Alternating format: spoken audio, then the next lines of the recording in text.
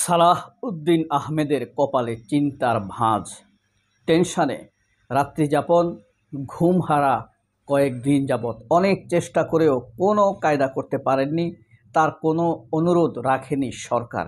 কি আশ্চর্য! সালাউদ্দিন আহমেদ অনেক শক্তিশালী নয়? হ্যাঁ, বিএনপির নেতা সালাউদ্দিন আহমেদের কথাই বলছি। তার কপালে মারাত্মক চিন্তার ভাঁজ। অনেক অনুরোধ করা হয়েছে সরকারকে, সরকারের ফাইন্যান্সিয়াল ইনভেস্টিগেশন টিমকে এস আলমকে সেভ করার জন্য। 5 আগস্টের পর সালাউদ্দিন আহমেদ বিপুল বিক্রমে ব্যাপক সহানুভূতি নিয়ে বাংলাদেশের রাজনীতি শুরু করলেও শেষ পর্যন্ত তিনি তার ইমেজ ধরে রাখতে পারেননি। তিনি তার জুলুম হওয়া ব্যাপারটিকে যেভাবে মানুষের সামনে তুলে ধরার কথা তা পারেননি। তিনি হয়ে গেছেন এখন জালিম, মজলুম থেকে পরিপূর্ণ জালিম হয়ে গেছেন এবং জুলাই আন্দোলনে আহত শহীদদের পিতাদেরকে ফ্যাসিবাদী সন্ত্রাস হিসেবে তিনি আখ্যায়িত করেন। যাই হোক, যা বলছিলাম, এস আলমের 105টি কোম্পানির 513,18,32,282টি শেয়ার, যার মূল্য 78,000 কোটি টাকা, মানে 8,000 কোটি টাকা। এই টাকা দিয়ে আপনি কয়টি ব্যাংক দিতে পারবেন জানেন? 100টি ব্যাংক দিতে পারবেন। 100টি ব্যাংক দিতে পারবেন। গত প্রায় 40 দিন যাবৎ এই ব্যাপারে বাংলাদেশের অর্থনৈতিক commission, financial intelligence Bangladesh, FIB, মানে বাংলাদেশ ব্যাংকের একটি গোয়েন্দা টিম আছে, অর্থনৈতিক গোয়েন্দা টিম। তারা তথ্য অনুসন্ধান চালিয়ে এই 513,18,32,282টি শেয়ারের, তার মালিকানায় শেয়ারের বা সহযোগী মালিকানায় শেয়ারের অনুসন্ধান পেয়েছেন, যার মূল্য প্রায় 78,000 কোটি টাকা। এইটাকে বাঁচানোর জন্য, সেভ করার জন্য সালাউদ্দিন আহমেদ ব্যাপক চেষ্টা করছেন। সালাউদ্দিন আহমেদের স্বার্থ কী?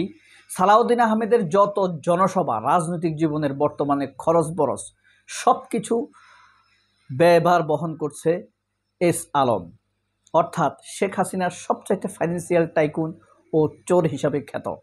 আর এই এস আলমের একজন কর্ণধার হলেন সালাউদ্দিন আহমেদের ছেলে। এই ছেলের জন্য তিনি মারাত্মকভাবে চেষ্টা করে গেছেন এই অর্থনৈতিক বিপর্যয়কে সেভ করার জন্য। যদিও যেই পরিমাণ শেয়ার ফাইন্যান্সিয়াল ইন্টেলিজেন্স টিম ধরেছে, তার সাইডে 10 গুণ এখনও অজানা রয়ে গিয়েছে। শুধু ইসলামী ব্যাংক থেকে নিয়েছে 70,000 কোটি টাকা, এখানে তো 7,800 কোটি টাকা মাত্র। ঠিক আছে, এই যে বাংলাদেশের এই আজকের দৈনিক আমার দেশ পত্রিকায় এই নিউজটি এসেছে, একবার পড়ুন। এস আলমের 8,000 কোটি টাকার শেয়ার জব্দ।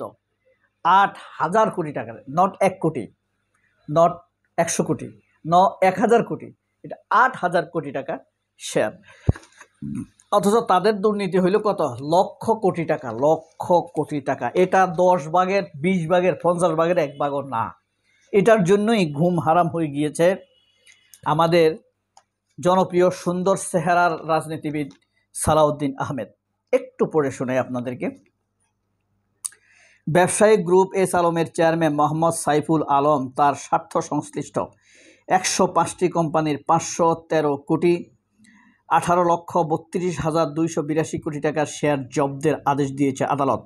এসব শেয়ারের মূল্য 8,000 কোটি 78,72,950 কোটি টাকা। ফ্র্যাকশনটা চিন্তা করেন, 950 কোটি টাকা ফ্র্যাকশন, খুচরা অ্যামাউন্ট। 950 কোটি টাকা হলো খুচরা অ্যামাউন্ট। এই টাকা দিয়ে 3টি ব্যাংক প্রতিষ্ঠা করা যাবে স্বাভাবিকভাবে আর কি, নন শিডিউল ব্যাংক। গতকাল সোমবার দুর্নীতি দমন কমিশন আবেদনের প্রেক্ষিতে ঢাকা মহানগর সিনিয়র স্পেশাল জজ সাব্বির ফয়েজের আদালতে এই আদেশ দেয়া হয়। দুদকের জনসংযোগ কর্মকর্তা আখতারুল ইসলাম এ তথ্য নিশ্চিত করেন। দুদকের উপপরিচালক মুনাবিল হককে জিজ্ঞেস করে সাংবাদিক, এই টাকা উদ্ঘাটনে এত দেরি হওয়ার কারণ কি, বা অনুসন্ধানে বা মামলা দায়ের করতে। তিনি উত্তরে বলেন, বাংলাদেশের ভিতরে ভাবি ক্ষমতায় যাচ্ছে এমন একটি রাজনৈতিক দলের প্রভাবশালী কয়েকজন নেতার অনুরোধ ছিল, চাপ ছিল। অনুসন্ধানকালে জানা যায় মোহাম্মদ সাইফুল আলমের কোম্পানিগুলোতে অর্জিত শেয়ারের মালিকানা হস্তান্তর বা বেহাত করার চেষ্টা করেছেন। এসব সম্পদ হস্তান্তর স্থানান্তর হয়ে গেলে পরবর্তীতে সে স্বার্থ উদ্ধার করা ঠিক কঠিন হয়ে যাবে। সেজন্য মানি লন্ডারিং প্রতিরোধ আইন 2012, 10-14 ধারা, দুর্নীতি দমন কমিশন বিধিমালা 2007-18 ধারার কোম্পানিগুলোর শেয়ার জব্দ করা একান্ত প্রয়োজন। এর আগে গত 25 সেপ্টেম্বর এস আলম গ্রুপের chairman Mohammad Saiful Alam, vice chairman Abdus Samad, পরিচালক মোহাম্মদ আবদুল্লাহ হাসানের বিরুদ্ধে ইন্টারপোলের রেড নোটিশ জারির আদেশ দিয়েছে আদালত। 9 জুলাই মোহাম্মদ সাইফুল আলম ও তার স্বার্থ সংশ্লিষ্ট ব্যক্তিদের 53 ব্যাংকের হিসাব জব্দের আদেশ দিয়েছে আদালত। এসব ব্যাংকের হিসাবে 113,82,868 টাকা রয়েছে, মানে চুরিদারি করে বা নিয়ে যাওয়ার পরেও এই পরিমাণ টাকা রয়েছে।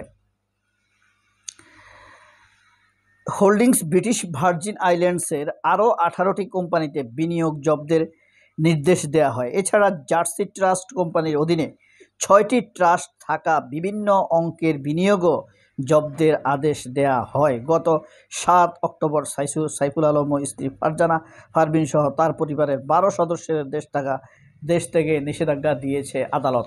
তার আগেই তারা দেশ থেকে পালিয়ে চলে গিয়েছে সবাইকে মিঠা আঙ্গুল দেখিয়ে। আজকের দৈনিক আমার দেশ পত্রিকার প্রধান শিরোনাম হলো, গণহারে জামিন পাচ্ছেন ফ্যাসিবাদের দোসররা। পুলিশের অভিযোগপত্রে গলদ আছে, কারণগুলো আর কি। গত 1 বছরে 43,000কে অ্যারেস্ট করা হয়েছে, 31,000কে জামিন দিয়েছেন। জামিন অব্যাহত থাকলে সুষ্ঠু নির্বাচন করা কঠিন হয়ে যাবে। এক শ্রেণীর আইনজীবীর বিরুদ্ধে টাকা লেনদেনের অভিযোগ, পাবলিক প্রসিকিউটর আছে না, তারা 4 কারণে গ্রেপ্তার, জামিন পাওয়া। এই 31,000 যে জামিন পাইছে তাদের মধ্যে শিশির মনির, যাদের জন্য আবরার হত্যা মামলার জন্য লড়াই করেছেন, তারা আছে কিনা আমি জানি না। বিশেষজ্ঞরা বলছেন অভিযোগের যথাযথ তদন্ত হওয়ায় জামিন পাচ্ছেন, তদন্ত না হওয়ায় জামিন পাচ্ছেন এসব অপরাধীরা। রাজনৈতিক অনৈক্য সৃষ্টি, শহীদদের প্রতি অসম্মান। দৈনিক আমার দেশ পত্রিকার মজলুম সম্পাদক শহীদদের, জুলাই যোদ্ধাদের সংবর্ধনা অনুষ্ঠানে উপস্থিত বক্তৃতায় তিনি এই কথা বলেন। রাজনৈতিক অনৈক্য হওয়া মানেই হলো জুলাই যোদ্ধাদের বা জুলাই শহীদদের প্রতি অসম্মান করা। কেন? কারণ হলো এই জুলাই যুদ্ধটা হয়েছে, শেখ হাসিনার বিরুদ্ধে যুদ্ধটা হয়েছে ঐক্যের কারণে। অর্থাৎ অনৈক্য হয়ে গেলে তাদের প্রতি অসম্মান হবে, খুব স্বাভাবিক। আমাদের সম্পাদক মাহমুদুর রহমানের জন্য প্রাণ ভরে দোয়া করবেন। তিনি এদেশের জন্য উপকারী, এদেশের মানুষের জন্য উপকারী, সত্যবাদী, সৎ মানুষ। এই জন্য অন্তত দোয়া করুন, তার জন্য আপনার ক্ষতি হবে না। আপনার বিরুদ্ধে যাবে এমন কোনো কথা মাহমুদুর রহমানের দিক থেকে কখনোই আসবে না। আতিউর রহমান, ওই যে রাখার বালক, বদমাইশ, বাস্টার্ড, আমাদের গরিবের টাকায়, ভিক্ষার টাকায় যে ক্যাডেট কলেজে ভর্তি হয়েছে, এই যে আতিউর রহমান। আবদুল্লাহ আবু সাইদ আছে না, বিশ্বব্যাংক, এই যে বিশ্ব সাহিত্য কেন্দ্রের, সেখানকার ডোনার, প্রতি মাসে 50,000 টাকা দিত। কোথায় থেকে দিত এত টাকা? এই আতিউর রহমান। সে জনতা ব্যাংকের চেয়ারম্যান হয়েছে, জনতা ব্যাংককে শেষ করে দিছে। সে বাংলাদেশ ব্যাংকের গভর্নর হয়েছে, বাংলাদেশ ব্যাংকে শেষ করে দিছে। এই আতিউর বাটপা। আরেকটা শয়তান হইল প্রথম আলোর বুদ্ধিজীবী আবুল বারাকাত। দুইটাই প্রথম আলোর বুদ্ধিজীবী। রপ্তানি খাতে ক্ষতি অন্তত 12,000 কোটি টাকা। সংসদ নির্বাচনে মোতায়েন হবে 1 লাখ সেনা সদস্য। এই হলো আজকের আমার দেশ পত্রিকা। এখন বলেন তো, পুরোটা আপনাদেরকে কেন পড়ে শোনালাম? আরেকটি নিউজ পড়ে না শোনালে রাগ করবে অনেকে। রাজনৈতিক অনৈক্য দেশ গড়ার সুযোগ নষ্ট হচ্ছে। মিজোরাম মির্জা ফখরুলের ছবিটা দেখেন। এসএসসি পাসদেরকে সংবর্ধনা দিছে মির্জা ফখরুল। তারেক জিয়াকে দেখাবে আমরা এসএসসি পাস পোলাপাইনকে সংবর্ধনা দিচ্ছি। মঞ্চের মধ্যে দেখা যাচ্ছে সব চরিত্রহীন যারা পুরস্কার দিচ্ছে, অমেধাবী লোক। যাই হোক, এগুলো কেন দেখালাম? এস আলম কেন দেখালাম? আর গণহারে জামিন পাচ্ছে এটা কেন দেখালাম? এটার কারণ হলো, এই যে দেশে আগুন লাগছে, এস আলমের অর্থায়ন আছে এখানে। এই কারণে এখন আদালতে চার্জশিট দাখিল করেছে দ্রুত। বুঝতে পারছেন?